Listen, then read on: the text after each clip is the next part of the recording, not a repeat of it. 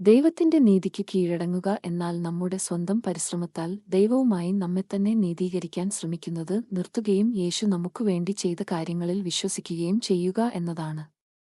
നല്ല പ്രവൃത്തികൾ ചെയ്തുകൊണ്ടോ മതപരമായ നിയമങ്ങൾ പാലിച്ചുകൊണ്ടോ സ്വയം നീതീകരിക്കാൻ കഴിയുമെന്ന് പലരും കരുതുന്നു.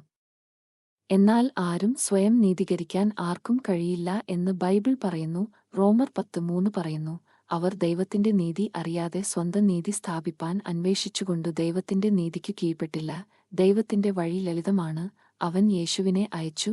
അവൻ ഒരു പൂർണ്ണ ജീവിതം നയിച്ച് നമ്മുടെ പാപങ്ങൾക്കുവേണ്ടി മരിച്ചു.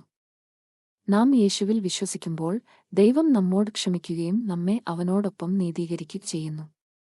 കഠിനാധ്വാനം ചെയ്തുകൊണ്ട് നാം ഇത് നേടുന്നില്ല. ഇത് ദൈവത്തിന്റെ സൗജന്യദാനമാണ്. ദൈവത്തിന്റെ നീതിക്ക് കീഴടങ്ങുക എന്നതിനർത്ഥം, ദൈവമേ, എനിക്ക് അത് സ്വന്തമായി ചെയ്യാൻ കഴിയില്ല, എനിക്ക് നിന്നെ വേണം എന്ന് നാം പറയുക എന്നാണ്. അത് നമ്മുടെ അഭിമാനം ഉപേക്ഷിച്ച് യേശുവിൽ പൂർണ്ണമായി ആശ്രയിക്കുക എന്നതാണ്. ഇങ്ങനെ ചെയ്യുമ്പോൾ നമ്മൾ ഇനി ദൈവത്താൽ അംഗീകരിക്കപ്പെടാൻ ശ്രമിക്കുകയല്ല, നമ്മൾ ഇതിനകം അംഗീകരിക്കപ്പെട്ടവരാണ്. നമ്മൾ ഒരു പുതിയ ജീവിതം നയിക്കുന്നത് നമ്മൾ ഭയപ്പെടുന്നതുകൊണ്ടല്ല, മറിച്ച് ദൈവത്തെ സ്നേഹിക്കുകയും അവനെ അനുഗമിക്കാൻ ആഗ്രഹിക്കുകയും ചെയ്യുന്നതുകൊണ്ടാണ്. ദൈവത്തിന്റെ നീതി നമ്മെ ഉള്ളിൽ നിന്ന് മാറ്റുന്നു.